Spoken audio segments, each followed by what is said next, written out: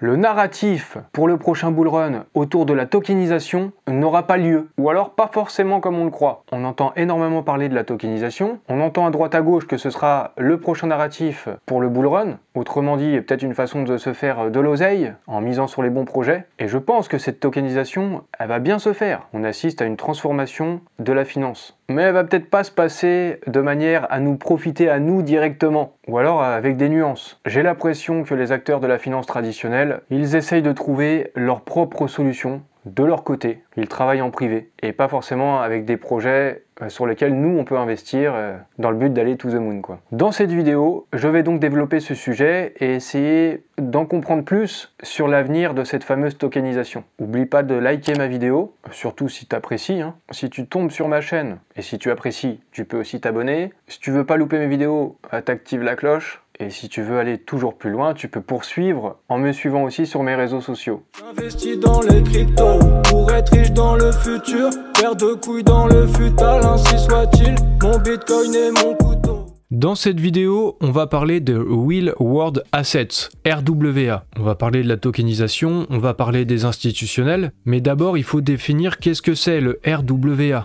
Comme son nom l'indique, en anglais, ce sont des actifs du vrai monde. Et ces actifs du vrai monde, on va les tokeniser. La tokenisation, c'est le processus par lequel des actifs réels sont transformés en entités numériques représentées sur une blockchain. Et en fait, les actifs traditionnels, comme l'immobilier, les œuvres d'art, l'or, les actions, les bons du trésor, à peu près tout et n'importe quoi, même des matières premières, tous les actifs peuvent être tokenisés. Et un problème qui est souvent rencontré par les actifs traditionnels, c'est le manque de liquidité. Ça rend difficile l'achat et la vente. Vous pensez à l'immobilier, on vend pas sa maison du jour au lendemain. La tokenisation, ça permet de contourner cette limite. Ça permet de fractionner les biens en plus d'exemplaires et de créer un marché où plus d'acteurs peuvent rentrer. Je vous mettrai cet article de Cryptost sur la tokenisation et le Real World Assets dans la description de la vidéo. Et maintenant, on va voir que les banques et les acteurs traditionnels de la finance s'intéressent pour de vrai très sérieusement à la blockchain et à la tokenisation. On commence avec JP Morgan. Cette grande banque, JP Morgan, ils ont une blockchain qui s'appelle Onyx. Et il y a 6 banques indiennes qui se joignent à ce projet de blockchain. Il y a des tests qui sont effectués sur Onyx dans le but d'offrir des transactions en temps réel, 24 heures sur 24, 7 jours sur 7. Et c'est pas le premier essai de JP Morgan parce qu'ils avaient déjà fait une première blockchain appelée Quorum. Et c'est d'ailleurs sur cette première blockchain que JP Morgan a lancé un coin, le JPM Coin, qui permet 1 milliard de dollars d'échanges par jour. Le coin est utilisé auprès des banques pour les échanges transfrontaliers. Mais a priori, comme vous allez le voir dans l'extrait vidéo que je vais vous passer, JP Morgan travaille encore sur un autre token, et ça devrait être sur la blockchain Onyx, leur deuxième blockchain. Il y a des suspicions qu'ils travaillent sur un token de dépôt qui viserait à faciliter donc les paiements transfrontaliers, justement, les fluidifier, les accélérer. L'idée de ce token de dépôt, c'est qu'il soit émis et échangé sur une blockchain. Vraisemblablement, ce serait la blockchain Onyx qui est développée justement par les équipes de JP Morgan depuis 2020. Quel est l'intérêt ?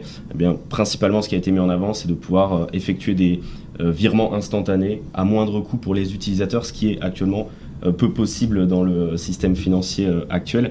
Ils font exprès de ne pas communiquer dessus ou comment... Je pense qu'ils le font. C'est pas qu'ils ne font exprès, c'est que ils n'ont pas le choix, tout simplement. L'infrastructure est prête, tout est prêt pour le lancer. Néanmoins, ils n'ont pas encore le feu vert des régulateurs. Et ce feu vert leur permettra de 1 évidemment donc de lancer leurs produits, mais aussi évidemment de pouvoir communiquer dessus. Et le lancement est prévu pour l'année prochaine. Poursuivons avec les institutionnels et la Banque centrale de Singapour qui va tester des cas d'utilisation de la tokenisation aux côtés de géants de la finance, comme JP Morgan qu'on retrouve là. Singapour en fait, ils sont assez chauds sur la tokenisation et sur la technologie blockchain. On va aussi s'en rendre compte dans cette vidéo. Mais poursuivons avec JP Morgan qui s'associe à Accelar pour développer la tokenisation des actifs réels, ce fameux RWA. Et cette collaboration concerne la blockchain Onyx. On voit donc au passage que la blockchain Accelar, elle s'introduit dans l'univers très réglementé des grandes institutions financières. Cette collaboration, elle a été menée par la division Onyx Digital Assets dans le cadre du projet Guardian, initié en 2023 par l'autorité monétaire de Singapour. Je vais vous expliquer ce qu'est ce projet Guardian au cours de cette vidéo. Et s'il y a cette association avec Accelar, c'est aussi pour améliorer l'interopérabilité. La blockchain Onyx de JP Morgan a aussi une collaboration avec Avalanche, toujours dans le cadre cadre du projet Guardian. On retrouve cette fois Layer Zero Labs pour l'interopérabilité, et Onyx,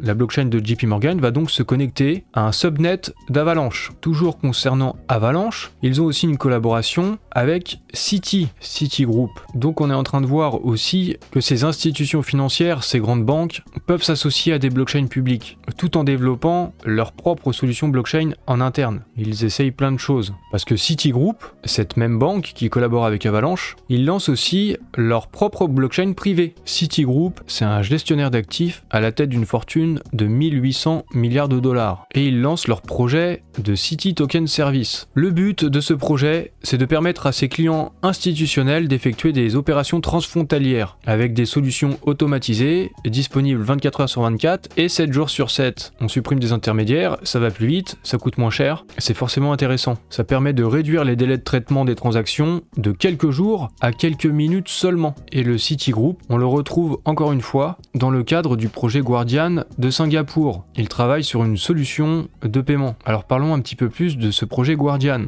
C'est l'autorité monétaire de Singapour qui en est à l'origine. Ça vise à mener des expérimentations dans le domaine de la tokenisation. Et il y a divers pays qui se regroupent autour de ce projet comme le Japon, le Royaume-Uni, la Suisse et ces 15 institutions financières qui se sont alliées à ce projet. Ces expérimentations concernent les produits financiers à revenus fixes, les produits de change et les produits de gestion d'actifs. Il y a plusieurs objectifs à ce projet. En fait, on a un regroupement de plusieurs pays et plusieurs institutions qui essayent de créer des normes, de s'harmoniser. C'est pour ça qu'ils veulent faire avancer les discussions sur le traitement juridique, politique et comptable des actifs numériques. Ils font des évaluations des politiques et des législations existantes. Ils étudient l'élaboration de normes communes pour créer un réseau d'actifs numériques. Ils veulent faire en sorte d'augmenter l'interopérabilité pour soutenir le développement transfrontalier des actifs numériques et mettre en place des projets pilotes à droite à gauche. Et comme ils le notent dans cet article du journal du Coin, c'est assez paradoxal de voir d'un côté des autorités financières de régulation comme aux États-Unis qui sont assez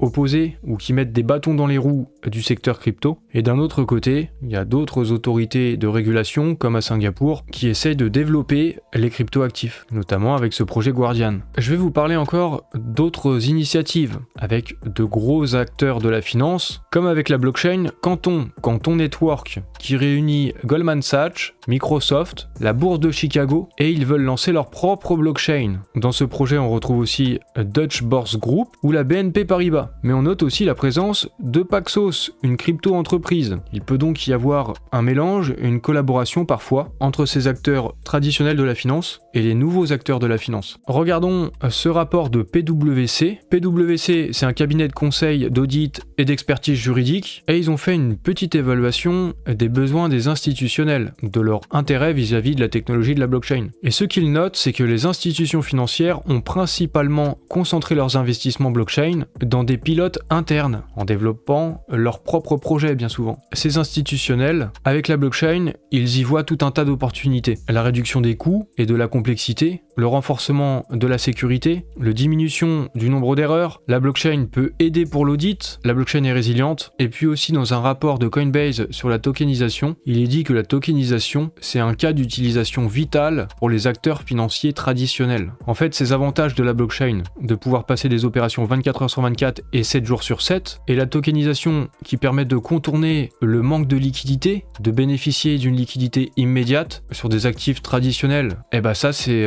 des super avantages de la blockchain. C'est pour ça que les acteurs financiers traditionnels voient la tokenisation comme quelque chose de vital pour eux. Et il est donc dit souvent que donc la tokenisation, ça va être un narratif majeur pour le nouveau cycle, pour le prochain marché haussier, pour le prochain bull run. Mais je me demande personnellement, avec toutes ces initiatives privées de ces grandes banques et des institutions, même si on entend que ce sera un narratif pour le bull run, ça profitera pas forcément aux particuliers en fait. On a vu dans cette vidéo qu'il pouvait y avoir des collaborations avec des blockchains publiques, comme par exemple avec Avalanche, ou des projets crypto, comme Paxos, mais la plupart du temps, ces grandes banques, j'ai l'impression qu'ils sont en train de concocter monter leur tokenisation, leur solution blockchain de leur propre côté. Alors faut pas forcément s'attendre à des pumps partout concernant la tokenisation. Et puis c'est pas non plus une histoire de hype passagère la tokenisation. C'est quelque chose en toile de fond sur le long terme. C'est une transformation de la finance traditionnelle. C'est pas juste un narratif pour faire de l'oseille. Il y a quand même des cas dans lesquels les grandes banques et les grandes institutions financières collaborent avec des projets publics et aident même à financer ces projets, comme c'est le cas avec Finality. Fidelity, il crée une solution de paiement en peer-to-peer avec des actifs numériques, donc sous forme tokenisée. Cette solution, elle doit être disponible dans plusieurs devises,